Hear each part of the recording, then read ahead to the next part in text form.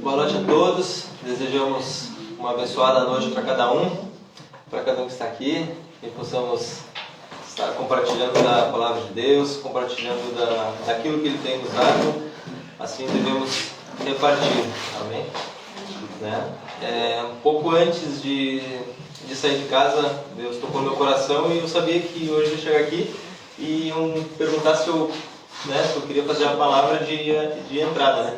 Então, eu realmente falei assim, eu já tinha algo para falar e é bem interessante, né? Eu vou contar uma pequena história.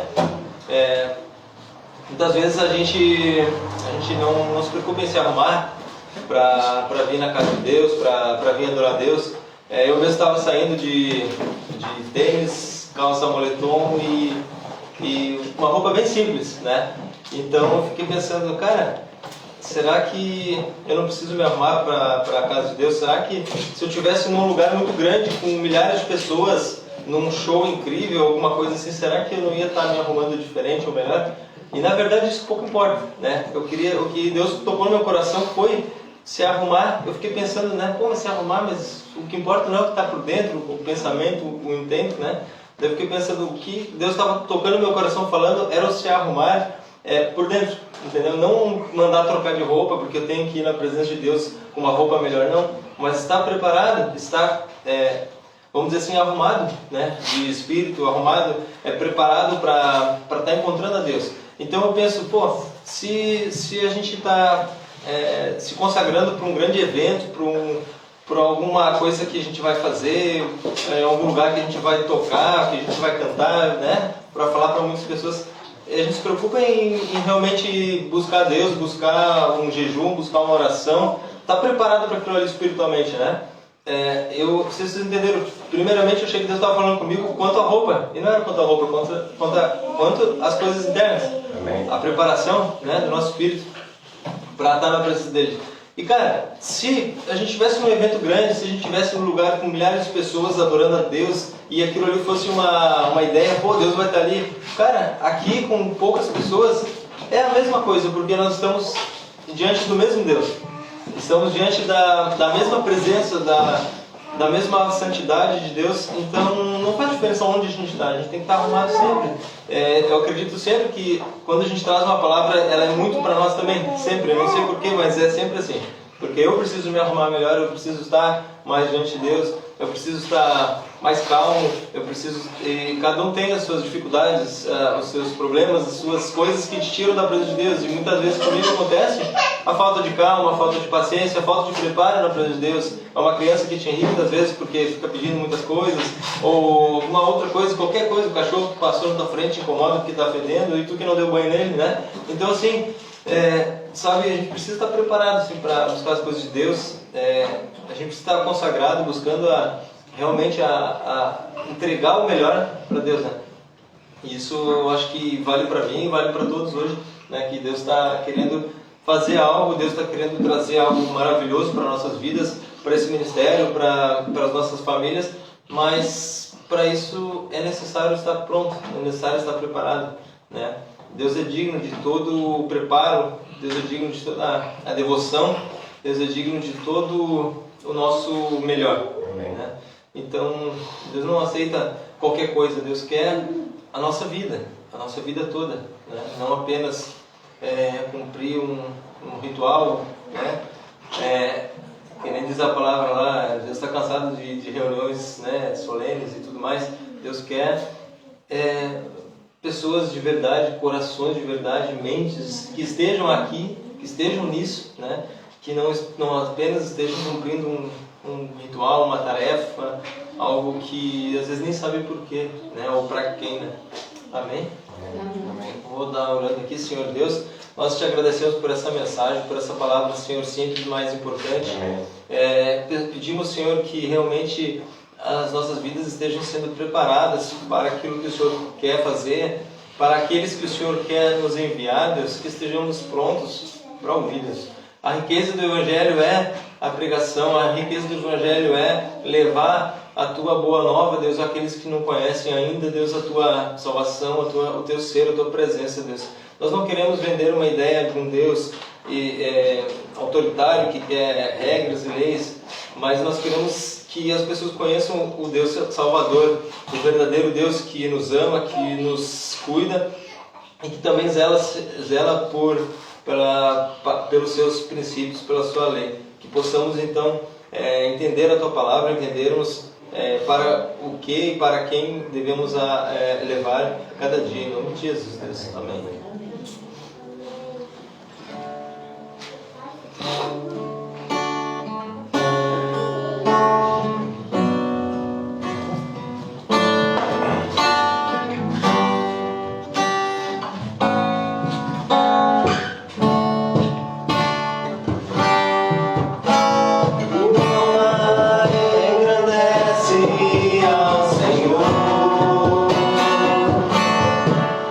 Teu Espírito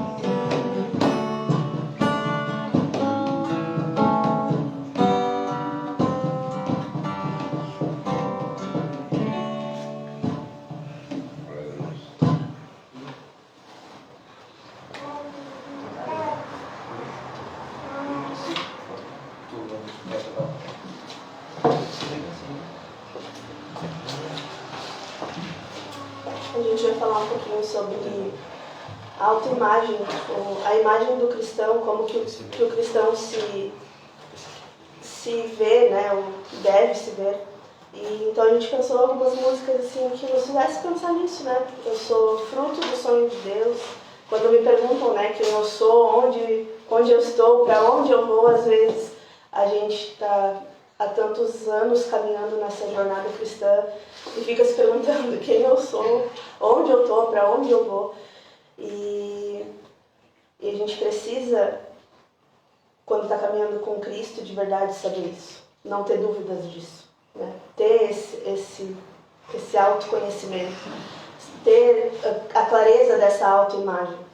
E agora a gente vai cantar uma música que fala, né, um pouco do que a gente vai falar hoje, que é: renova-me, Senhor Jesus.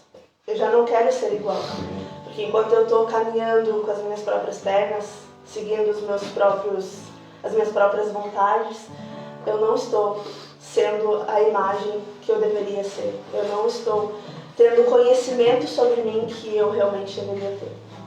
Então que a gente possa cantar hoje entendendo um pouco, que a gente vai falar sobre isso hoje, sobre a gente se conhecer, sobre a gente se enxergar de verdade quem a gente é, que a gente possa começar assim, pedindo para que Ele nos renove.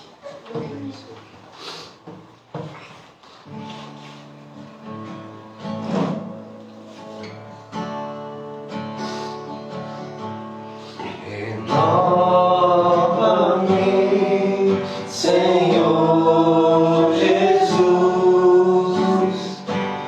já não quero ser igual.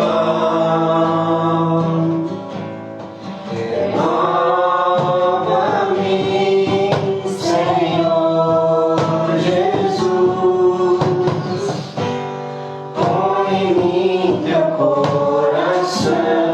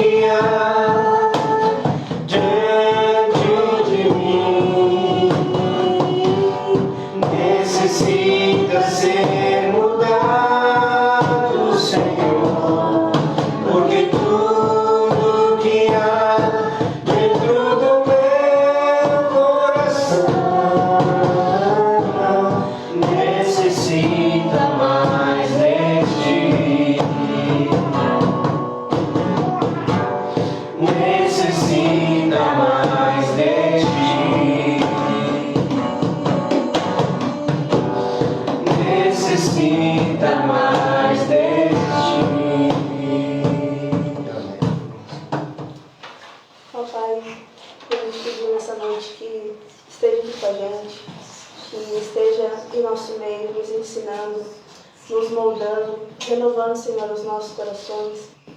Que nessa noite não sejam palavras jogadas ao vento, mas que sejam palavras, Senhor, que entrem no nosso coração, na nossa mente.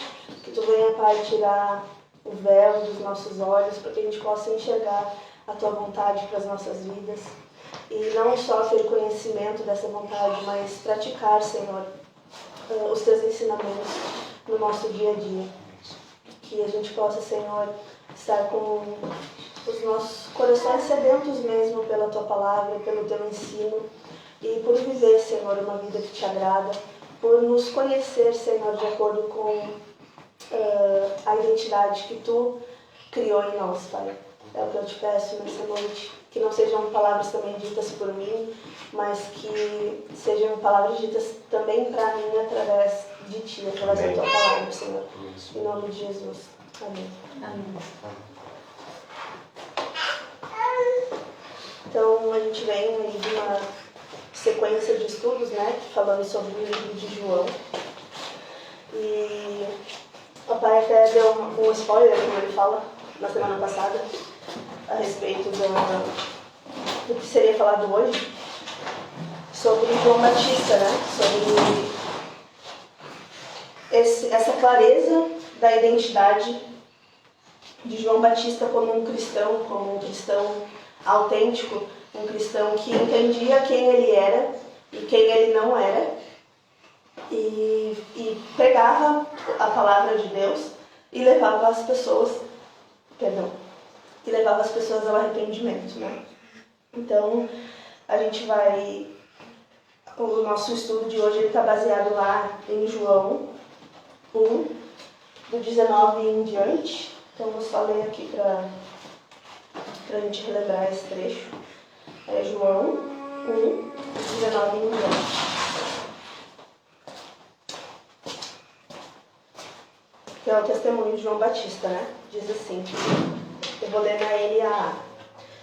Esse foi o testemunho de João, quando os judeus lhe enviaram de Jerusalém, sacerdotes e levitas, para perguntar: quem é você?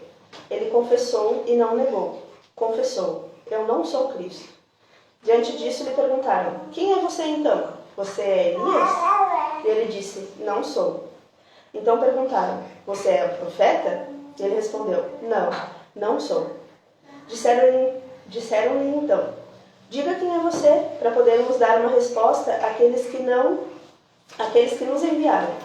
O que é que você diz a respeito de si mesmo? Então até aqui ele estava dizendo quem ele não era. Então ele tinha clareza de quem ele não era. Ele não era Cristo, ele não era Elias e ele não era o profeta que eles estavam esperando.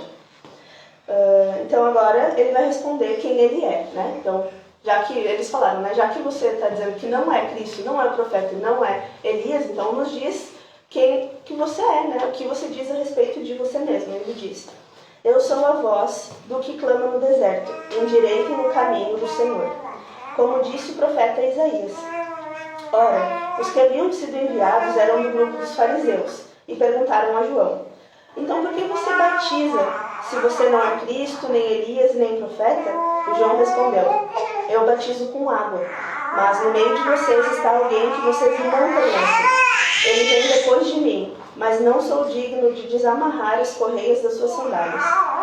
Essas coisas aconteceram em Betânia, do outro lado do Jordão, onde João estava batizando. Aí depois ele fala um pouquinho sobre Cristo, mas isso a gente provavelmente vai deixar para uma outra hora, né? Então aqui nesse trecho que a gente leu, que vai do 19 ao 28, a gente vê duas situações através da vida de João Batista. Ele tendo clareza de quem ele não é e ele especificando quem ele é. E é sobre isso que a gente vai falar hoje, então. Tá? Para que a gente seja cristãos autênticos, a gente precisa ter essas duas clarezas, essas duas coisas bem fundamentadas. Ter certeza, né, da nossa imagem, saber quem nós somos e quem nós não somos. E também ter clareza de quem é Jesus Cristo, que daí é a próxima parte do trecho ali que a gente vai falar provavelmente em outro culto. Quando a gente olha para a vida de João Batista, assim, a gente descobre que ele se olhava, se enxergava e se entendia. E que ele olhava para Cristo, entendia Cristo e enxergava Cristo. Apesar de ainda não ter conhecido, ele sabia para que ele estava ali. Ele tinha clareza disso. Ele não tinha dúvidas de que Deus tinha chamado ele para essa missão. E mesmo não conhecendo Cristo ainda, ele não deixou de cumprir essa missão. E ele sabia que ele não era Cristo, mas que estava ali para fazer essa pessoa conhecida. Ele era o antecessor, né? Então a gente investiga, assim, a vida de João para entender 3 pontos que nos fazem ter um autoconhecimento sobre nós mesmos e nos enxergarmos de verdade, que é ter uma opinião clara sobre quem nós somos, saber quem é Jesus e o que ele faz e o que nós podemos fazer também, e saber que tipo de pessoa a gente se torna a partir do momento que a gente conhece a Cristo de verdade. Com base em João Batista, a gente precisa ter uma opinião. Então, a gente precisa, não é uma coisa que a gente poderia ter. Nós precisamos ter uma opinião formada sobre nós mesmos. E é isso que faz de cada um de nós um cristão autêntico, um cristão único, uma pessoa única. É saber quem a gente é e ter certeza de quem a gente não é. Para isso, ter essa clareza nos gera uma saúde emocional, que é tanto falado hoje. Hoje em dia as pessoas estão em busca disso, de serem mais saudáveis emocionalmente. E algumas encontram, outras não. Mas nós, como cristãos, não deveríamos ter a possibilidade de não encontrar. Porque o cristão é aquele que é seguidor de Cristo. O seguidor de Cristo, ele precisa conhecer Cristo. E a partir do momento que Cristo nos é revelado, a nossa identidade também nos é revelada. Então a gente não deveria ter dúvidas a respeito de quem nós somos, a respeito da nossa identidade. A gente não deveria enxergar a nossa imagem com um borrão e quando alguém perguntar quem é você, como você é, a gente ficar tipo... não sei, né? Porque nós somos seguidores de Cristo, nos dizemos pelo menos. Então nós precisamos ter essa clareza. Isso é interessante porque nós estamos nos cultos de quarta, que estamos estudando o Salmo 119, e agora nessa quarta-feira nós falamos sobre o versículo 73, que Davi sabia, né? Davi fala a respeito da criação. Tu me criou, tu me formou, tu formou o meu corpo, tu formou a minha alma, agora me dá a condição de ter um entendimento espiritual também. O grande problema que nós vemos nos dias de hoje, infelizmente, é esse tipo de coisa. As pessoas estão... elas sabem que a maioria das pessoas, né, como a gente vive no Brasil, que diz que onde 75% da população é cristã, ela sabe que ela foi criada por Cristo, ela tem um pensamento cristão, mas não vive cristão, não vive a cristandade, não vive de verdade. Por isso que as pessoas estão perdidas. E essa é a realidade, é o que João Batista era dono da situação, ele sabia quem ele era e para que ele estava. A ponto que mais adiante ele dá o testemunho, né, lá no fim ele diz assim, eis aí o Cordeiro de Deus. Quando ele vê o Cordeiro de Deus, ele diz, é para esse que eu vim, é para esse aí. Ele tinha certeza em quem ele cria, né, o que Paulo fala. E muitas vezes hoje quando as pessoas perguntam para nós, o que você, de onde tu vem, para onde tu vai, as pessoas não sabem. E na realidade nós deveríamos saber, ter a plena certeza, eu vim de Deus e vou para Deus, eu tenho certeza, eu sei, e estou aqui para quem? Para servir a Deus. E as pessoas, infelizmente, hoje em dia a gente vê, as pessoas estão completamente perdidas. É exatamente isso, elas não têm autoimagem, a autoimagem cristã, né? Sim. A gente tem falado até nos últimos cultos, né, da questão do ego, de como a gente se perde hoje quando a gente foca em nós. Quando eu penso assim, eu preciso encontrar alguém para me relacionar que me sirva. Eu preciso ter filhos para que eles me sirvam. Eu preciso ir numa igreja para ser servida. Eu preciso encontrar um trabalho e lá as pessoas vão me servir. A gente sempre pensa nas coisas pensando em o que a gente vai ganhar com aquilo. Então, eu vou me relacionar com alguém, o que essa pessoa tem para me dar? Eu vou ter um filho? Hoje em dia a gente vê muitas pessoas não querendo mais ter filho, por quê? Porque precisa abrir mão de tanta coisa. Eu não vou mais poder sair a hora que eu quero, eu não vou poder dormir a hora que eu quero. Isso é verdade, é difícil. Eu estou aqui há 8 meses, de vez em quando eu falo para a mãe, poxa, sei lá quanto tempo faz que eu não durmo uma noite inteira. Isso é pesado. E se eu fosse pensar só em mim, eu não teria filho. Mas eu não posso ficar olhando para o eu quando eu me digo cristã. Então, nos relacionamentos, em todos os lugares que a gente está, o maior problema hoje em dia em se relacionar, em deixar de fazer as coisas, é porque a gente só para olhar pro que eu vou ter que abrir mão, no que as pessoas vão me servir. Se aquilo se essa pessoa não está me servindo o suficiente, então ela não serve para mim, e nunca no que eu preciso fazer. Né? E o cristão, ele precisa entender que ele está aqui para viver em comunhão, e viver em comunhão é ser generoso, e generosidade quer dizer uma ação de graça. O que é ação de graça? É a gente fazer alguma coisa sem esperar nada em troca. E hoje em dia a gente só ouve o contrário disso, né? Se essa pessoa não está te fazendo bem, claro, não estou falando aqui em violência, em agressão, né? Mas, tipo, se eu vejo que a pessoa não está me servindo em nada, ela não serve mais para mim. E o que eu tenho feito para essa pessoa? Às vezes eu só vejo que ela não tem me servido, mas... E eu? Eu já contei aqui até uma vez a história de uma nora que foi numa feiticeira pedir um antídoto. Não, antídoto é uma coisa para curar, né? Pedir um veneno para matar a sogra dela, porque ela não aguentava mais o convívio com a sogra, ela não aguentava mais ser maltratada pela sogra e encontrar a sogra, e a sogra ia morar com ela. Estava com dificuldade, a sogra precisava morar com ela. Então ela foi nessa feiticeira e pediu um veneno para matar a sogra, mas tinha que ser um veneno assim, que fosse matando a sogra aos poucos, porque ela não queria parecer que tinha sido ela, né? Então a feiticeira falou para ela assim, eu vou fazer, né? Preparou lá a poção e deu para ela a poçãozinha e disse assim, então, todos os dias tu vai colocar 2 gotinhas desse veneno no café da manhã da tua sogra. Mas tu não vai só dar o café da manhã para ela. Tu vai dar o café da manhã para ela e tu vai sentar com ela, tu vai conversar com ela, tu vai mostrar interesse pela vida dela, porque assim não vai parecer que tu matou ela. Então coloca 2 gotinhas e oferece o melhor café da manhã todos os dias para ela, ouvindo ela, né, deixando ela falar, conversando e servindo ela de verdade. Então ela foi fazer isso, né? Então ela foi tratar a sogra bem, colocando todos os dias 2 gotinhas lá no café da sogra para que a sogra morresse e não parecesse que tinha sido ela, já que ela se dava tão bem com a sogra. Então passaram alguns dias e ela começou a ver que a sogra não era tudo aquilo que ela imaginava. E ela se arrependeu e foi desesperada procurar a feiticeira, pedindo para a feiticeira reverter aquilo. Então criar assim um antídoto que desfizesse aquilo que ela já tinha prejudicado a sogra. E a feiticeira falou para ela que ela não precisava se preocupar, que aquilo não era veneno não. Que era só para ela entender que tudo que ela via na sogra era o que ela estava oferecendo para a sogra também.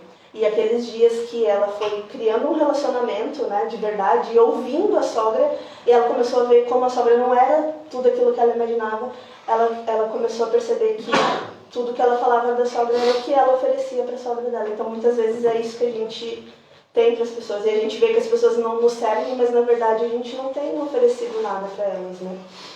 Tem uma pregação do Fábio de Mello, padre Fábio de Mello, que ele fala a respeito da utilidade da pessoa, né? As pessoas só têm valor para nós enquanto elas têm utilidade. Isso a gente vê nos pais da gente, né? Os pais da gente criam a gente, cuidam da gente, dão vida para a gente, dão estudo, passam a vida inteira trabalhando para dar vida para os filhos, e quando eles envelhecem, eles são jogados no asilo, porque eles não têm mais utilidade. Meus pais não têm mais utilidade. E hoje nós vemos, infelizmente, no mundo e dentro da igreja também nós temos visto isso. Enquanto tu me é útil, tu está do meu lado. Agora, no momento que tu deixou de ser útil para mim, eu não quero mais tu do meu lado. Tu já não me interessa mais. Tu já não tem mais tu não tem a mesma visão que eu. Tu não pode andar comigo. E isso eu acho interessante quando a gente fala de igreja, quando a gente fala de comunhão, a comunhão dos santos. A comunhão dos santos não é para que a gente esteja aqui e vivamos bem em união. Não, é para nós estarmos aqui e ter as desavenças, ter os problemas, e um com o outro aprender a amar e sacrificar-se a si mesmo, né?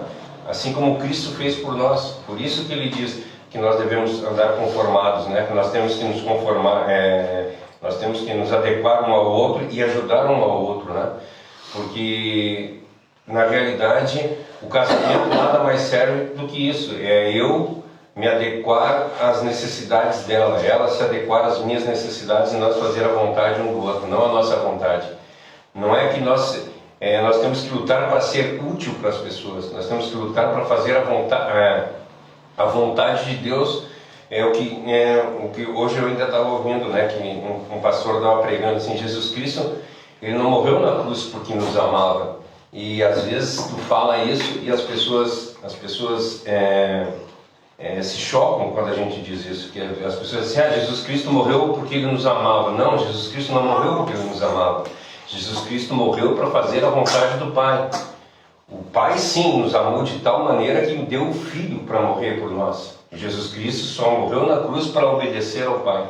Então nós deveríamos ter a mesma ideia. E isso fala em 1 João 3,16, que diz assim, vocês vão mostrar o amor pelo Pai no momento em que vocês deram a vida de vocês pelos outros. Assim como Cristo fez em João 3,16, nós temos que fazer em 1 João 3,16. Então nós temos que aprender a dar a vida pelo outro. Mas para isso nós precisamos, em primeiro lugar, nos entender a nós mesmos, né? Até um exemplo do João, ele mesmo fala que é para eu diminuir, que eu diminua e ele cresça. Ele não tá falando ali que Deus veio para diminuir as pessoas, não. Pelo contrário, Deus veio para que as pessoas cresçam no sentido espiritual, de verdade. Por isso que Jesus falou que o maior no reino é aquele que serve a muitos, dá a vida em serviço de muitos. E esse João Batista, né, que a Josi mesmo leu ali, eu não sou digno nem de atar as sandálias dele. E quando Jesus fala de João Batista, o que ele diz? Esse é o maior de todos. Nunca houve um maior do que ele e nunca haverá ninguém maior do que ele. Então, o que foi menor aqui na Terra vai ser maior. É isso que nós precisamos entender, né? Mas para isso nós temos que ter autoimagem, né? E aí Paulo fala lá em Romanos 12:3, até na semana passada o pai leu 1 e o 2, Romanos 12, 1 e 2, que fala ali que a gente não deve se conformar com as coisas desse mundo, mas, né, antes estar ali de acordo com a vontade de Deus, que é bom, perfeito e agradável. E aí no 13 ele continua, com base na graça que recebi, dou a cada um de vocês a seguinte advertência: não se considerem melhores do que realmente são. Antes, sejam honestos em sua autoavaliação, medindo-se de acordo com a fé que Deus nos deu. Então, Paulo está aqui combatendo o quê? Complexo de superioridade. Ou seja, a gente pensar a respeito de nós mesmos mais do que a gente realmente é, né? Então, a gente normalmente pensa assim, as pessoas têm um complexo de inferioridade. A gente acha que é mais natural isso acontecer, a pessoa se dizer menos do que ela é. Mas também existe muito um complexo de superioridade, a pessoa se dizer além do que ela realmente é. Mas nenhuma dessas atitudes condiz com uma vida do cristão, nem o complexo de inferioridade e nem o complexo de superioridade. Que tudo é egocêntrico, tudo está no ego. Tudo está no orgulho. Às vezes a pessoa que está se degradando hoje, né, se diminuindo hoje, é porque no passado ela se promoveu demais e acabou se dando mal por causa daquilo, e hoje em dia ela faz o contrário, mas sempre foi ali com foco no ego. Ou às vezes ela foi tão subjugada também que ela cai em complexo de superioridade. Não necessariamente ela foi grande, mas ela foi massacrada quando jovem, né? Quando era pequena, porque a gente vê, infelizmente, hoje em dia no mundo, né? Os pais criando filhos, não estão criando filhos, eles estão criando o meu egoísmo. A Josi, quando começou a falar, falou, nós estamos criando filhos para nos servir. É isso. Eu quero que os filhos me sirvam, eu quero que os filhos, não que os filhos me obedeçam para que eles sejam cristãos bons ou que sejam pessoas boas. Não, é porque até eu achei legal uma história, uma vez o cara disse assim: por que hoje eu não posso subjugar os meus filhos se na época do meu pai me subjugava? Agora que é a minha vez eu perdi a oportunidade, né? Então hoje em dia eu vejo as pessoas querendo subjugar os filhos porque eles foram subjugados, né? Ou ao contrário disso, ele foi tão subjugado que agora eles não, eu não vou fazer a mesma coisa que meu pai fez com o filho, e cria o filho solto. E aí cai os dois lados. Na realidade, nós nunca podemos ser extremos. Não posso ser muito bom numa coisa e muito mal na outra coisa. Tem que ser meios. É isso. Para isso eu tenho que conhecer quem eu sou. Até tem uma frase, né? Não vou lembrar ela exatamente como é, mas diz assim, que quando a gente critica tanto os nossos filhos, a gente tem medo de eles não confiarem mais em nós, não quererem mais fazer as coisas para nós, porque a gente critica demais, então tudo que ele faz está errado, então ele não vai mais querer fazer nada por mim. Isso não é o pior. O pior é que ele vai chegar a um ponto que ele não vai mais querer fazer nada para ele, porque ele já não se sente mais útil para nada, né? Ele é tão criticado que o problema não é ele achar que eu sou chata e não querer mais fazer coisas para mim. O problema é ele perceber que ele não é útil porque tudo que ele faz é errado. É incapaz. Então, a gente precisa ter muito cuidado em relação a tudo que a gente faz, porque muito do que a gente é hoje vem da nossa criação, né? E do jeito que a gente foi criado, é a maneira que a gente entende que é a forma de criar. A gente precisa, às vezes, quebrar ou romper algum ciclo para que coisas novas aconteçam, né? Para que a maldição não passe de geração em geração. A questão do ego também, ou me sentir superior ou inferior, tem muito a ver também, além dessas coisas, com justamente eu não saber quem eu sou em Cristo, né?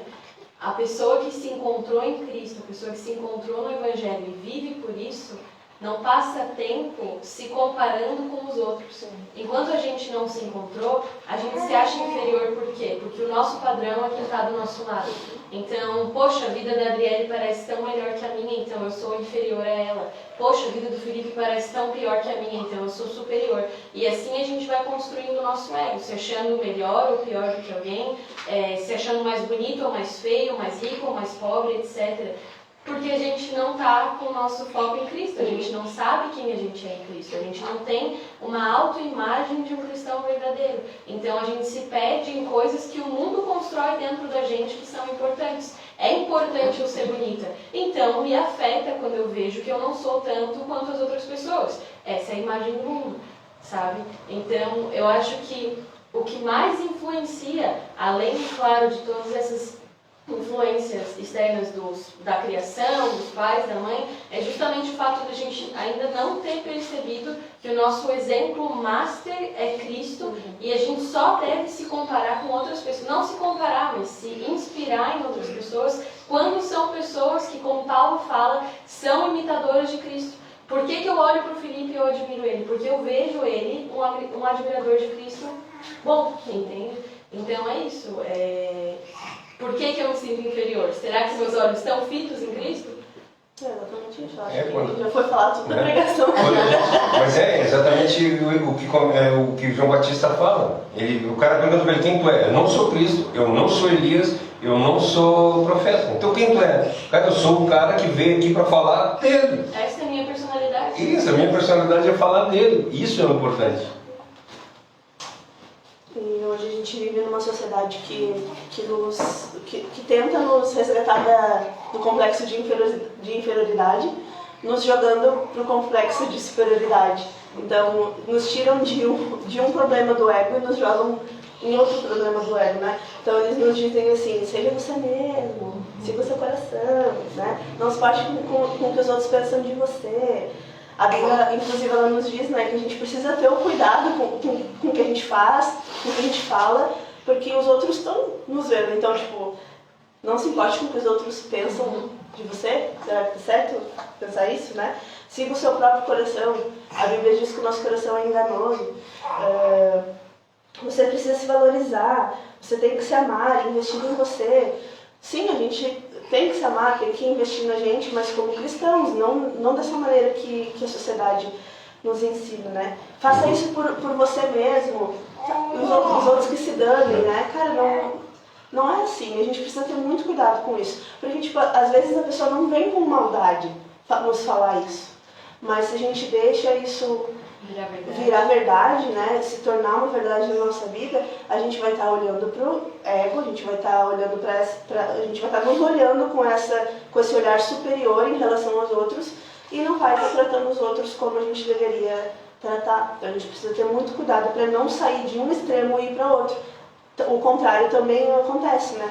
De eu estar lá me achando superior e acabar caindo no complexo de inferioridade. Então a gente precisa ter cuidado, e a melhor maneira para que isso aconteça de forma equilibrada é olhando para Cristo. é tendo Cristo como nosso padrão. Coríntios fala, né, que a vossa beleza não esteja no frisado do cabelo, né? A nossa beleza não pode estar no que a gente aparenta, não é no que a gente aparenta. Não é o frisar de cabelo ali, ele está falando a respeito das mulheres, né? Que a beleza da mulher não pode ser o frisar do cabelo, ou seja, o teu penteado, a tua maquiagem que vai te deixar bonito, não é isso. Tu tem que ser bonito interiormente, tu tem que ter o cuidado de fazer a vontade de Deus, né? Isso que ele quer falar. Né? E também fala, e também outra coisa que Paulo fala muito importante com relação a isso é que para não nos amoldar ao padrão do mundo. E é muito, cara, não se amoldar ao padrão do mundo é ter a tua identidade própria. Então, Só, né, juntando com o que o Felipe trouxe no começo do culto, né? Não que seja errado eu querer estar bonita ou bem vestida, não que seja errado eu ter o foco de ser a melhor funcionária na minha empresa, ou todas essas coisas assim, né? A gente estava conversando esses dias, a Josi e eu, sobre dinheiro, né? Não que tenha um problema em eu querer ou eu ter dinheiro. O que importa é onde está o nosso coração, né? Então, por que eu me arrumo para vir para o culto? Por que eu me arrumo para ir trabalhar? Por que eu me esforço no meu emprego, né?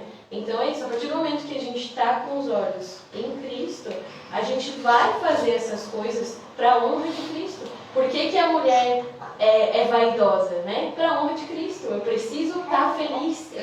O pai sempre falava para mim, né? Não é sobre ser só, mas também é sobre parecer. Então, o que Jesus fala sobre o jejum, por exemplo, né? Quando a gente está jejuando, não é para a gente sair tudo desleixado e, ai, nossa, ó vida, ó céus, mas para a gente estar com a cara feliz. Então, trazendo para os dias de hoje, não só no jejum, mas no dia a dia. Por que a gente se arruma? Por que a gente põe uma roupa bonita? Por que eu faço uma maquiagem? Por que eu corto meu cabelo? Os homens fazem a barba e tal. Para quê? Qual é a motivação por trás disso, né? E se a motivação é correta, não existe frustração. Né? Então, eu venho para o culto com um penteado que eu achei lindo, o da Josi está melhor, eu me frustro, então por que eu fiz o penteado? Né? Eu vim com a maquiagem, a da mãe está mais bonita, então eu me frustrei. Por que eu fiz essa maquiagem? Foi para Deus? Foi para mostrar para a galera da igreja? Essas coisas, né? O fazer não é errado, mas a motivação por trás dele pode ser.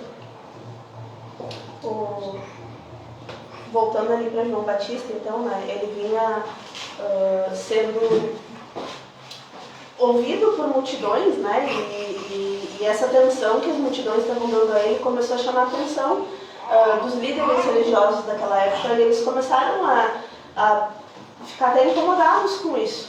Então eles chegaram ali para João Batista querendo saber quem ele era. E tendo tudo isso em vista, a multidão que seguia eles e o fato de ele estar incomodando os líderes daquela época, ele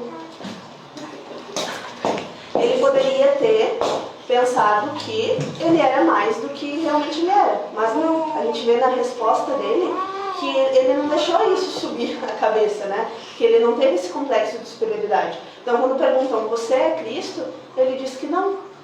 Ele sabe que ele não é Cristo. Mesmo que as pessoas estejam seguindo ele, mesmo que ele esteja incomodando os líderes religiosos, ele sabia que ele não era Cristo. E o que isso importa para nós hoje? É saber que ele estava dizendo que para ser feliz, né? Que para ter esse autoconhecimento, para ter essa saúde emocional, ele não precisa fazer uso de algo que ele não é. Ele não precisa ter um título que não faz jus a ele, que não é dele. Né? Desde aquela época, o cristianismo combatia essa mesma mentalidade. O povo sempre olhava para o líder, o mais importante, o que tinha mais posses, o que tinha mais pessoas a serviço dele, e se colocava no lugar daquela pessoa que queria aquilo, e aquele era o padrão de vida que todo mundo almejava, todo mundo desejava, era o poder, o poder, o poder. Aí, desde sempre a imagem de Jesus para as pessoas foi desconstruir isso, foi o contrário, foi, se você tem, Se você quer ser feliz, sirva, faça alguém feliz. Isso é desde Adão, né? Adão já pecou por causa disso, porque a serpente falou, come que tu vai ser igual a Deus. Toda a vida, o nosso pensamento é ser melhor do que nós somos. E nós queremos ser melhor. E como a Cássia falou, tem algum erro nós querer ser melhor? Não, de forma alguma, não existe erro nós ser melhor. O problema é nós querer ser melhores, não é nem as custas dos outros, mas tu passar por cima de pessoas. Eu tenho que ser o melhor trabalhador, como a Cássia falou. Eu tenho que me vestir bem. Eu tenho porque para as pessoas olharem para mim, não para as pessoas olharem e dizer, nossa, aquele cara ali é um cristão. Olha só, o cara, ele se cuida, ele vai para a academia e cuida do corpo dele, ele vai no barbeiro, no cabeleireiro e arruma o cabelo, ele cuida do corpo, ele cuida, porque, como nós lemos, como foi falado na quarta-feira, Deus fez o nosso corpo, Deus fez a nossa alma. Então nós precisamos cuidar do nosso corpo, nós precisamos cuidar da nossa mente. Eu estou doente, eu estou como é que é a doença do século, eu não esqueci? Não, a doença do século, agora todo mundo... Não, é depressão. Depressão, né? A depressão... Doença do século. Todo mundo, a maioria das pessoas estão sofrendo depressão. Por que depressão? Elas são depressivas por causa que elas têm uma expectativa maior do que a realidade que a qual ela pode alcançar. Entende? O problema é que nós colocamos uma expectativa superior e por isso que às vezes nós nos decepcionamos com pessoas, por causa que nós colocamos expectativas as quais as pessoas não conseguem alcançar. E a mesma forma é contra nós. Por que eu estou depressivo? Porque eu queria ser o gerente da empresa. Só que eu não tenho condição de chegar lá para a gerente da empresa porque eu não estudei, porque eu não fiz isso, eu não fiz aquilo, eu não tenho. Nós temos que ser felizes aonde nós estamos. É o que Paulo diz para nós, ser grato em todas as coisas. Eu sou o gari, eu sou o melhor gari que existe na face da terra. Eu vou fazer de tudo e isso eu vou ter uma depressão de forma alguma. Por quê? Porque eu vou estar feliz no lugar onde eu estou. Eu preciso estar feliz. João Batista vivia lá no deserto e ele era feliz em viver no deserto.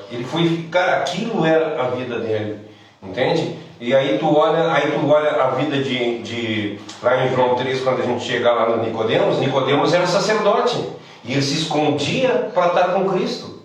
Ou seja, ele era um poderoso que tinha vergonha do que era, porque no momento que ele teve que se esconder e durante a madrugada para ela falar com Cristo, é porque ele não podia mostrar o que ele era.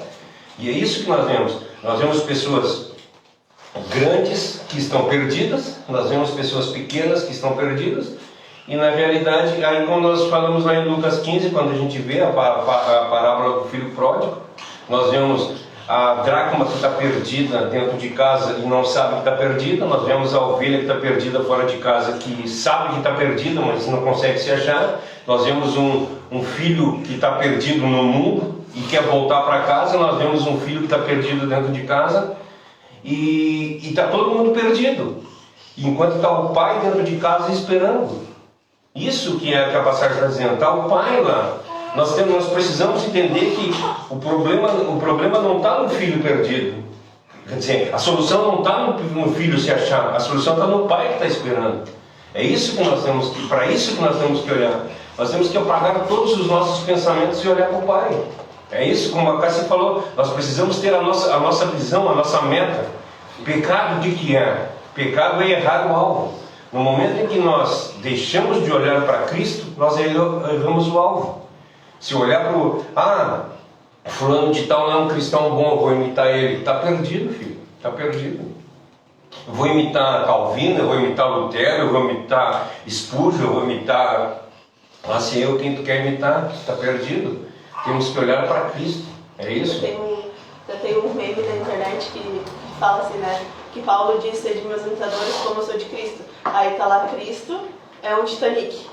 Aí Paulo é uma lancha e eu sou um ferro de passar roupa. Então, tipo, se eu for imitar Paulo, Cristo era o Titanic, Paulo era a lancha.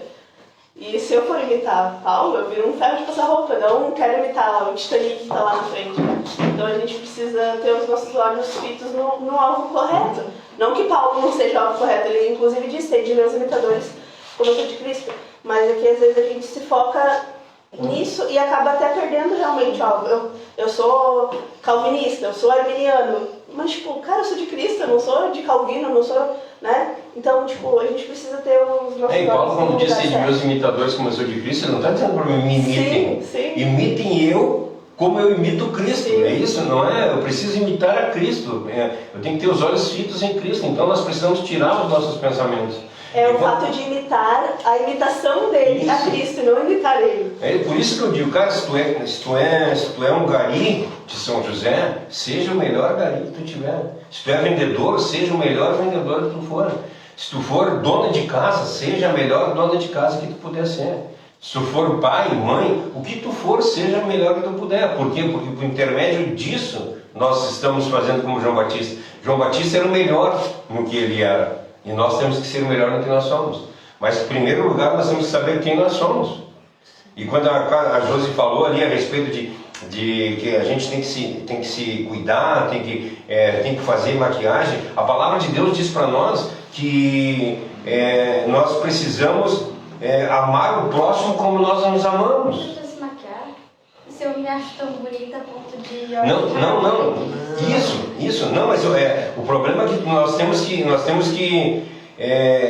o jeito que nós nos fazermos a melhor forma possível para mostrar Cristo. É isso. Seja maquiado ou seja sem maquiagem. O que eu não posso é deturpar a obra que Deus fez na minha vida. Entende? Vamos lá, vamos fazer uma suposição, uma pessoa que perde o cabelo, o cara fica careca. Aí ele é triste por ser careca. Entende, cara? Tem pessoas que não gostam. Entende? É pecado ele botar fazer implante? É pecado ele botar uma peruca? Não é pecado, é o jeito que ele vai se sentir bem para agradar a Cristo. O problema é quando alguém começar a julgar ele, dizer assim, cara, é pecado tu botar cabelo. O outro lá, que é careca, cara, ele é feliz por ser careca, entende? Então nós temos que, é o que Paulo fala a respeito, tem uns que guardam dias e dias, outros não. Quem guarda dia, não condene quem não guarde. Quem não guarde, não condene quem guarde. Nós não podemos condenar ninguém. O que nós temos que fazer, como Cristo manda que nós temos que amar os outros como nós nos amamos a nós mesmos, como é que eu vou amar alguém se eu não me amo? Eu me sinto mal em ser careca, então te cuida, vai lá eu não me acho bonita, daí se eu botar um pouquinho de batom eu vou ficar mais bonito, que vai delinear os meus lábios e eu vou me sentir melhor. Bota! Por quê? Porque isso tu está honrando a Deus. É isso, é essa a visão que nós temos que ter. Nós temos que ter a visão de que tudo que nós estamos fazendo é para honrar a Cristo. É essa a visão. Enfim, ele não deixa você falar. Eu acho que para tentar finalizar aqui hoje, né, a gente precisa entender que quando João Batista diz que ele não é Cristo, ele não está querendo receber para ele uma glória que pertence a Deus. Coisa que a gente também não deve querer receber. Quando ele diz que ele não é Elias, ele não está querendo se passar por alguém que ele não é. Então, isso também não cabe a nós.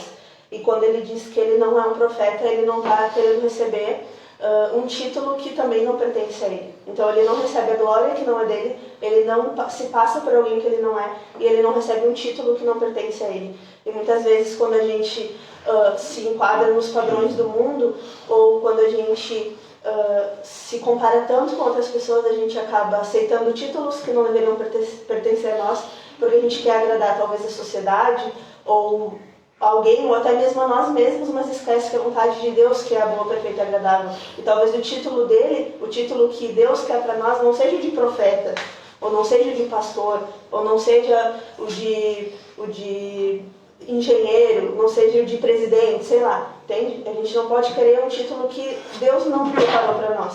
A gente não pode querer ser quem Deus não nos preparou para ser e nem receber a glória que Ele deveria receber. Então, aí ele falou quem ele não era, né? Para não receber glória, nem título, nem ser quem ele não era. E depois ele fala quem ele é. Ele era alguém que não precisava aparecer, ele era apenas a voz que clamava no deserto. Ele era alguém que não dependia de aplausos dos outros para construir a sua imagem. Então ele estava onde? No deserto. Ele não precisava de holofotes, ele não precisava de aplausos, ele estava no deserto. Ele era alguém que vivia para servir os outros. Preparem-se para a vinda do Senhor. Ele estava ali anunciando que Jesus ia chegar. Então, esse era o papel dele, servir. Ele podia simplesmente, eu já sei que Jesus vai chegar, vou ficar esperando ele aqui sentado. Não, ele estava lá avisando, se preparem porque ele vai chegar. Eu batizo, né, nas águas, mas ele vai batizar com o Espírito. Então, ele chamava, inclusive falando sobre o batismo, ele chamava os pecadores ao arrependimento e falava com fé sobre Jesus. Ele não conhecia, mas ele falava com fé, né? Ele vai vir e ele vai batizar com o Espírito. Eu queria finalizar aqui falando que quando a gente se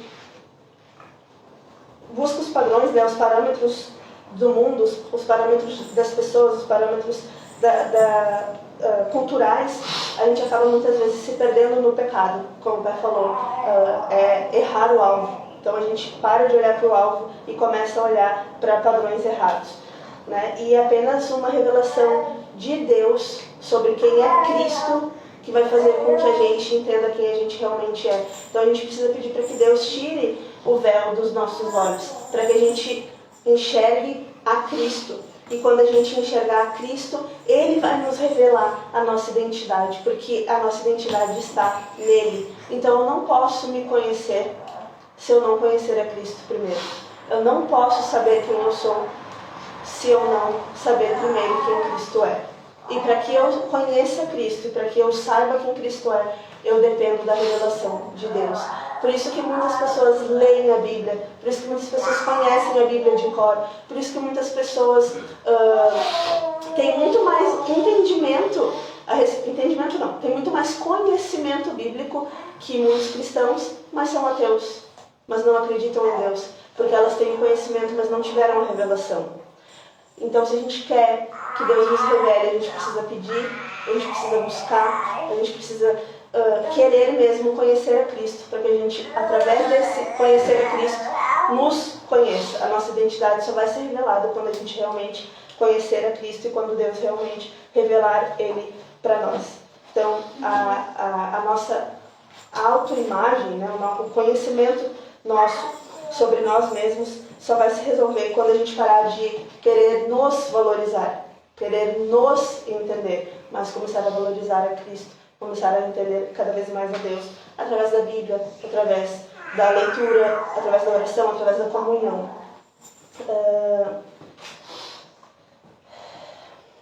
Quando Deus, quando Deus tira o véu dos nossos olhos, aqui Ele revela quem é Cristo, e Cristo nos revela quem nós somos. A nossa identidade está escondida nele. Para de ouvir o que a sociedade nos fala a respeito da nossa identidade e passa a buscar a identidade de Cristo. Para de querer buscar, se conhecer e comece a buscar conhecer a Cristo. A gente faz parte do corpo de Cristo. E só descobrindo quem Ele é, que a gente pode descobrir quem nós somos. E eu queria terminar dizendo 3 hábitos que a gente pode adotar para sermos emocionalmente saudáveis. Existem vários, mas eu queria citar 3, tá? O primeiro é observar a natureza. Eu quero que vocês entendam que esses 3 hábitos, eles são cientificamente comprovados. Então é a ciência mostrando que realmente o que está na Bíblia funciona, tá? E a Bíblia, que foi escrita há mais de 2000 anos atrás, mostrando que a ciência hoje, são dados de 2017, a ciência hoje está descobrindo que a Bíblia já fala há mais de 2000 anos, tá? Então, pessoas emocionalmente felizes, elas têm vários hábitos, mas eu vou citar os 3 principais. Observar a natureza. Quando as pessoas são felizes quando elas estão no seu habitat natural. As pessoas que estão longe de onde elas deveriam estar não são felizes. O peixe ele não tem como viver fora d'água. O passarinho ele não vive sem o ar, sem o voo. Nós não podemos viver longe do nosso Criador. E a natureza ela nos mostra o nosso Criador. E tem essa pesquisa de 2017 2017 mostra que as pessoas que contemplam a natureza e observam principalmente o som dos pássaros, eles chamam de passarinhar, são emocionalmente mais felizes do que as pessoas que não têm contato com a natureza. E em Mateus 6, 25 ao 26, diz assim: por isso digo a vocês, não se preocupem com a sua vida, quanto ao que irão comer, beber, nem com o corpo quanto ao que irão vestir. Não é mais a vida do que o alimento, e não é mais o corpo do que as roupas? Observem as aves dos céus. Elas não semeiam, não colhem, nem ajuntam um celeiro. No entanto, o Pai de vocês que está no céu os sustenta. Será que vocês não valem muito mais que as aves? Então esse versículo está dizendo aqui, não ande ansioso com coisa nenhuma. Observe as aves. E a ciência nos diz em 2017 para a gente viver em contato com a natureza e passarinhar, ou seja, ouvir o som das aves.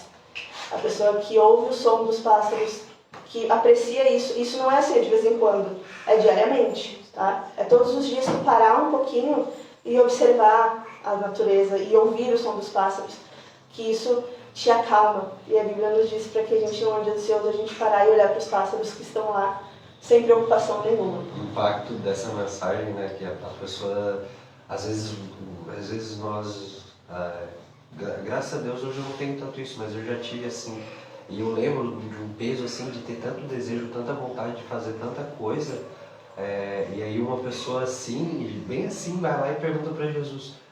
E Jesus, conhecendo tudo que ela tem de desejo, aquele monte de coisa afogando o ser dela, quem ela é mesmo, e fala, às vezes olhar para tudo isso que já está pronto é bem melhor do que isso que você quer e é tão difícil de alcançar. É uma coisa louca, né? Então, um dos hábitos que faz as pessoas felizes, emocionalmente felizes, saudáveis, é isso, é observar os pássaros. Outro hábito é ter uma rotina e um ambiente organizado.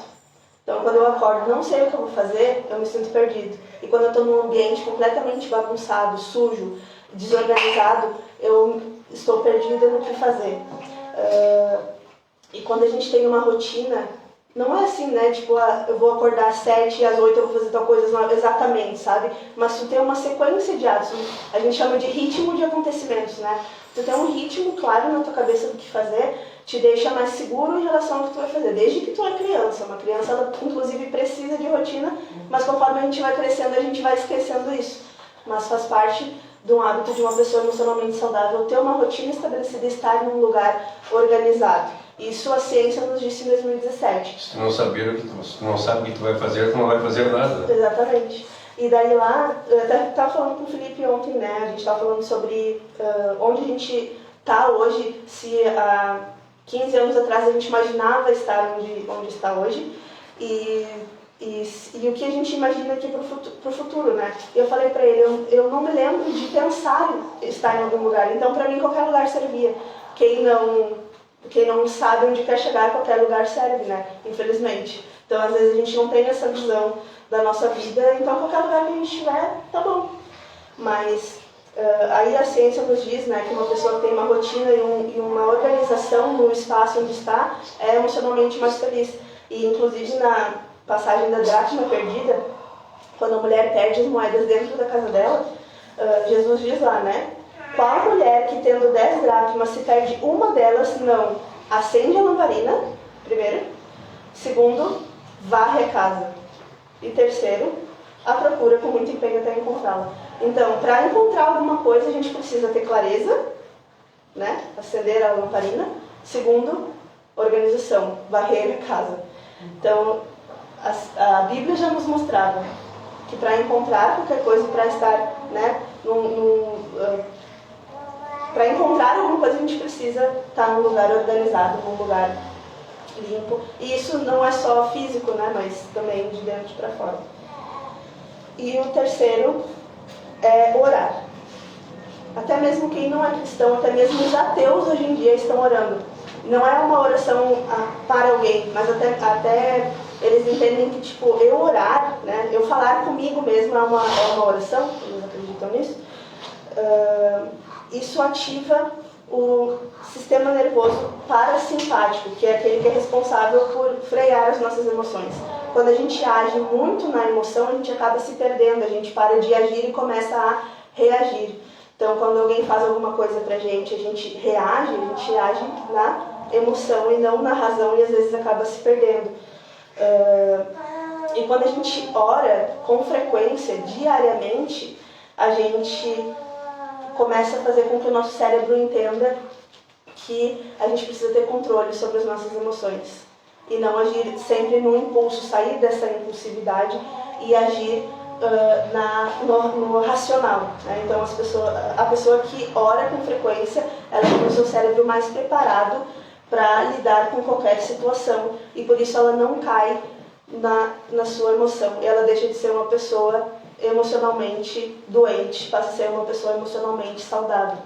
E a gente não ora para qualquer pessoa, não ora para nós mesmos, não ora para qualquer coisa, nós oramos para Deus, que foi quem nos criou. Então faz muito mais sentido para nós, né, a questão da oração. E curioso, como é que uma pessoa... Eu não sei, né? Às vezes é um pouco de não me colocar no lugar, mas quando eu até antes de eu me converter, sei lá, quando eu me encontrava desesperado, eu orava. E eu não conseguia orar, falar para mim mesmo. A oração para mim sempre estava ligada a falar com Deus. E eu falava acreditando que era Deus. E aí, é como se, sei lá, aquilo estivesse fazendo parte fez parte da minha vida através de um testemunho. E dali em diante eu nunca mais consegui tirar isso da cabeça. Eu não conseguia falar aquele negócio que as pessoas têm que falar com a voz assim na cabeça e falar chamando a si mesmo. Eu nunca tive isso. Sim. Mesmo antes de me converter, sempre que eu falava assim dentro de mim, eu falava para Deus. Sim. Depois, graças a Deus, eu conheci que é por Jesus que nós temos acesso a Deus. Sim. Mas sempre teve essa figura do Pai, sempre fez esse caminho. Assim, é que Deus nunca foi inexistente para ti, mesmo tu não tendo Cristo como teu intercessor ou até mesmo intermediador, né? Deus nunca foi inexistente para ti, as tuas orações eram para Ele porque tu acreditava que Ele poderia te ajudar ou te acalmar, porque aqui eles falam na pesquisa que a oração, ela acalma. Então, quando a gente está nervoso ou quando a gente está emocionado demais, seja para o bem ou para o mal, porque às vezes a gente está naquela empolgação, naquela emoção de ter ganho alguma coisa, de ter conseguido alguma coisa que a gente não queria, a gente acaba agindo na emoção e se perder na comemoração ali. Mas que a oração, ela nos traz de volta ao centro, né? Ao centro da nossa emoção, ao nosso raciocínio. Outras religiões usam como meditação, né? Entrar para dentro de si, o chakra, cada um puxa um lado, né? Mas tu te encontrar contigo mesmo, essa é a realidade, ou com teu mestre. Sim. No caso, a meditação ela vai contrária à oração, porque eu também pensava muito em parecido, mas ela quer te esvaziar. A meditação, a ideia é te esvaziar dos pensamentos, é tu não ter pensamento nenhum. Entendeu? Quando a oração a gente está buscando um pensamento, alguém para nos ouvir ou nos trazer uma resposta. Então eu também pensava como a meditação como algo, tipo, sei lá, recitar algumas frases, alguma coisa, mas na verdade é diferente. A meditação mesmo é se esvaziar e não pensar em nada. Isso vai de conta também com, por exemplo, com a ansiedade, porque a pessoa que tem ansiedade ela não consegue parar e não pensar em nada. Ninguém consegue se não praticar. Imagina se a pessoa tem ansiedade. Né? Então eu vejo que a meditação eles tentam levar para o lado de não pensar em nada.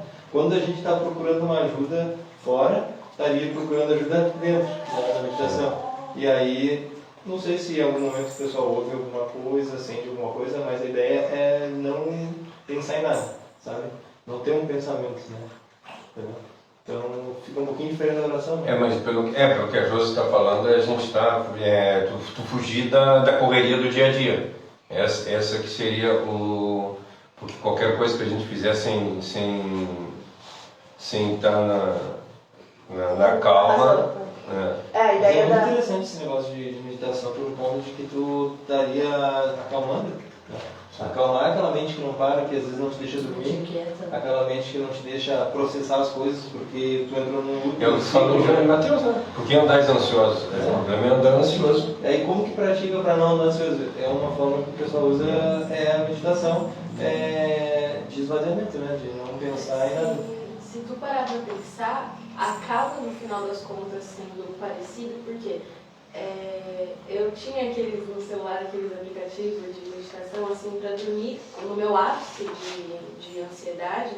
Eu não estava próximo de Deus e eu precisava urgentemente de alguma coisa para me fazer tirar justamente todos os pensamentos ruins e ansiosos e nervosos.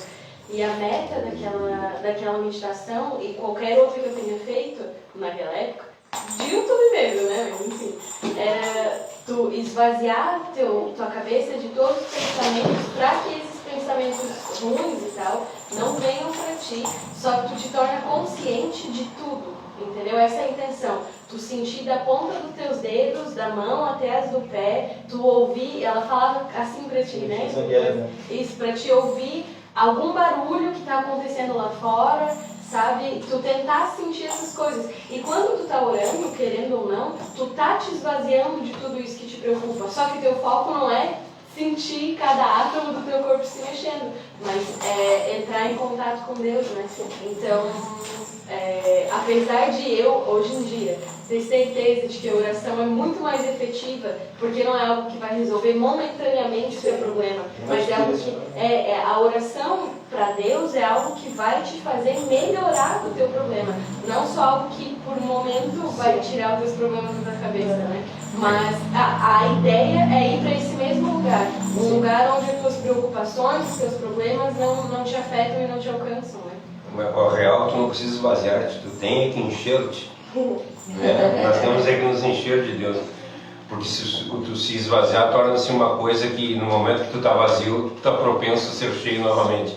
No momento que tu estiver cheio de Deus... Diz, né? Mente vazia, o seu do diabo. No momento que tu estiver cheio de Deus, nada mais, não cabe mais nada. Então, até nesse ponto da oração, que a gente entenda que as nossas emoções, sejam elas boas ou ruins, devem ser um convite à oração. Amém. Então, quando a gente estiver muito preocupado, muito ansioso, muito fora de si com alguma coisa, que seja um momento para orar. E eu lembro que quando eu estudei a disciplina positiva, existe uma ferramenta chamada pausa positiva, né? Que é quando os nossos filhos fazem alguma coisa que nos tiram de nós, que a gente deve parar e sair. Para, precisa ouvir. Quando os nossos filhos fazem alguma coisa que a gente que nos faz assim, tipo, perder o centro, né, e querer gritar, ou querer bater, ou qualquer coisa, a gente deve falar para eles assim, não posso falar contigo agora, dá licença, que eu vou me acalmar primeiro e depois eu volto. E daí a disciplina positiva nos ensina a fazer qualquer outra coisa, menos pensar naquilo. Então, tipo, o Joaquim me fez alguma coisa e eu vou sair de perto dele para me acalmar, eu não vou ficar pensando no que eu vou falar para ele, como que eu vou agir com ele, se eu vou bater ou se eu não vou bater, se eu vou falar, se eu não vou falar, se eu vou botar de castigo ou não. Eu vou fazer qualquer outra coisa, vou dobrar a roupa, vou varrer a casa, vou me trancar no banheiro, tomar um banho, sei lá. A disciplina positiva ensina isso, mas aqui a gente está percebendo que eu poderia sair de perto e orar. Ai do céu, socorro. Porque a oração, né, ela pode me trazer de volta. E o nosso cérebro, né, Deus é tão maravilhoso que ele criou o nosso cérebro plástico, ou seja, ele tem a possibilidade de alterar sempre. Então, quando eu faço uma coisa repetidas vezes, aquilo se torna uma verdade para mim. Então, se meu filho agiu de forma que me estressou e eu gritei, a próxima vez ele me estressou e eu gritei, depois ele me estressou e eu gritei, aquilo é verdade para mim. Se ele me estressa, eu grito. Se ele me estressa, eu grito. A partir do momento que ele me estressou, eu orei, e ele me estressou, eu orei, e ele me estressou, eu orei, essa vai passar a ser verdade para mim. Então, ao invés de gritar, eu vou orar. E eu tenho essa tendência a gritar, e eu vou começar a educar o meu cérebro de forma diferente. Veio a vontade de gritar, eu vou orar. Veio a vontade de bater, eu vou orar. Estou usando o exemplo do filho, mas pode ser para qualquer coisa. Se a gente entender que o nosso cérebro ele pode ser adestrado, que eu criei neurônios, né? Criei ali vias neurais que fazem ele entender que uma atitude me leva a uma ação, eu posso fazer com que ele entenda que essa mesma atitude pode ter uma outra ação e mudando isso, né? Então, uma atitude, ela nos gera um pensamento e um pensamento nos gera uma ação. E eu posso fazer com que essa ação seja transformada. Então, toda a emoção que vocês tiverem, convidem vocês mesmos a orarem para que essa nova sinapse que se chama, seja criada aí no cérebro de vocês. E mais uma vez, usando Jesus, Salmo 73, que ele diz assim: Senhor, Tu criou o meu corpo, Tu criou a minha mente, me ensina. É isso que nós temos que clamar para Deus, me ensina. No momento que eu tiver com problema, no momento que eu tiver com dificuldade, me ensina para que eu possa andar. E nós vemos Jesus fazendo isso que Tu falou agora, exatamente isso.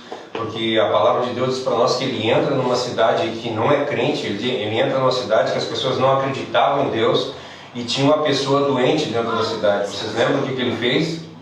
Em vez de ele não curou a pessoa dentro da cidade, a palavra de Deus diz para nós que ele pega essa pessoa e tira a pessoa para fora da cidade e cura ela lá fora.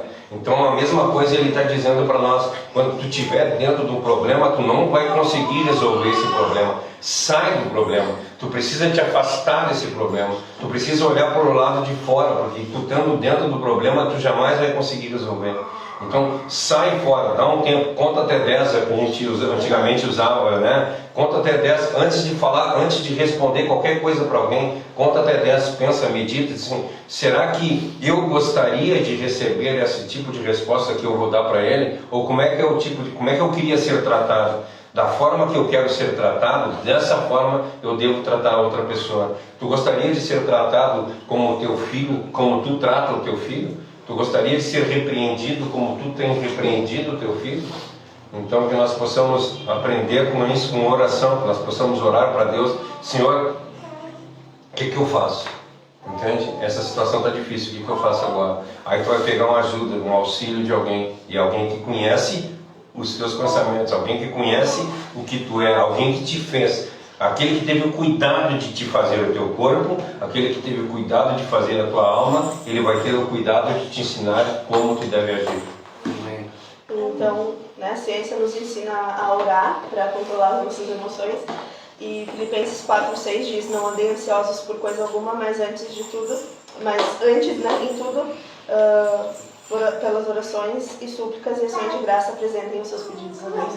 E falando em ações de graça, só queria falar ali, eu falei que eu ia dizer 3 hábitos, mas vou dizer mais um, que é ser generoso, como eu tinha dito antes ali, ação de graça. A generosidade, ela produz em nós ocitocina, que é o hormônio que a mulher libera quando vai ter o bebê, né? Então é um momento de maior dor, mas é um momento de maior entrega da mulher. Prazer. Né? E de maior felicidade. De maior felicidade, né? Que é quando a mulher libera a ocitocina. E também a mulher libera a ocitocina quando ela está amamentando o filho, que é um momento de comunhão. Então, quando o cristão é generoso, ele dá algo sem esperar nada em troca, e ele libera esse hormônio, que é um hormônio de doação, um hormônio de amor, um hormônio de comunhão, que também está ali dentro de Filipenses 4:6. Então, 4 coisas que a ciência nos ensina para sermos pessoas emocionalmente saudáveis, que são, né, observar a natureza, ter uma rotina em ambientes organizados, orar e ser generosos. Tudo isso a Bíblia já nos ensina há mais de 2000 anos. Então, hoje já passamos bastante aí do tempo. Se quiser encerrar para nós. Então, pessoal, essa semana eu quero deixar para vocês que a gente possa colocar em prática isso que foi dito.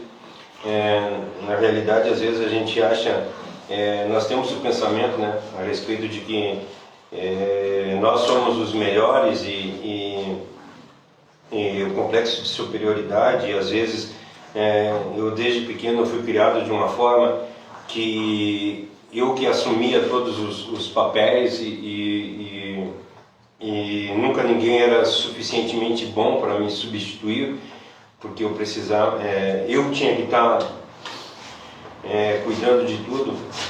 E hoje eu disse para Josi, eu quero que tu traga uma palavra para nós, traz uma palavra que Deus fale contigo. Ela disse: não, eu quero continuar o estudo. Disse assim, cara, esse estudo é meu. Gente, eu tive uma aula, eu tive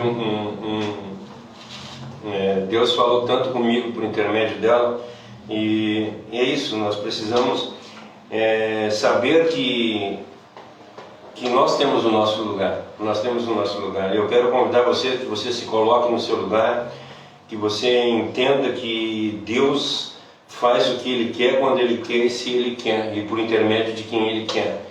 Não é eu que tenho que fazer as coisas, mas é Deus que faz as coisas. Então que Deus abençoe a vida de vocês grandemente, que nós possamos botar em prática isso que foi falado nessa noite, que nós possamos olhar para dentro de nós e ter a autoimagem cristã de nós mesmos, que nós paramos de olhar para nós como pessoas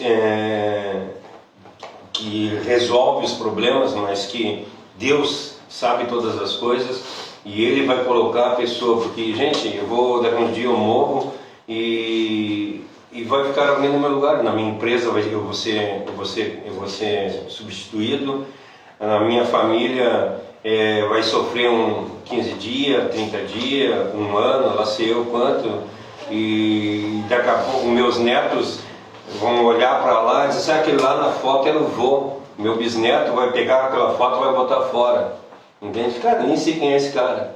Essa é a realidade. Então que nós possamos olhar e ver que o mais importante é nós vivermos a nossa vida sendo cristãos de verdade. Amém. Entende? Isso tudo é passageiro. Nós vamos viver a palavra de Deus para nós, que vamos viver o quê? 70 anos, e o que passar disso é fadiga.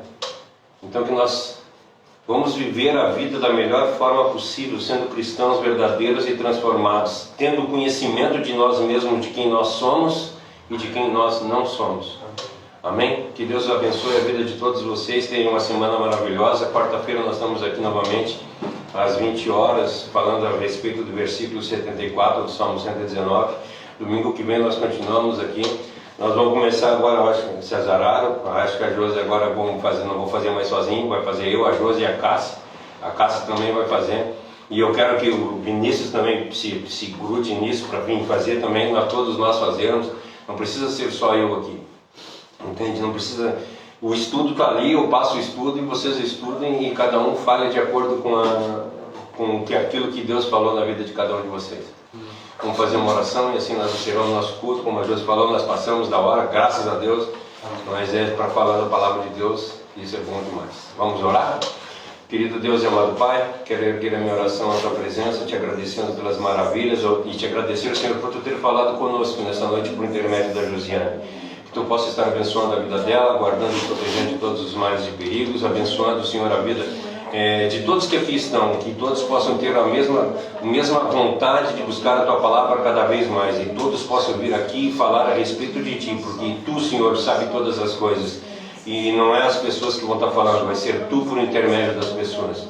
Obrigado por tudo, eu te agradeço, abençoa a semana vindoura, que nós possamos ganhar o pão de cada dia, honrar os nossos compromissos e principalmente fazer a Tua vontade todos os dias.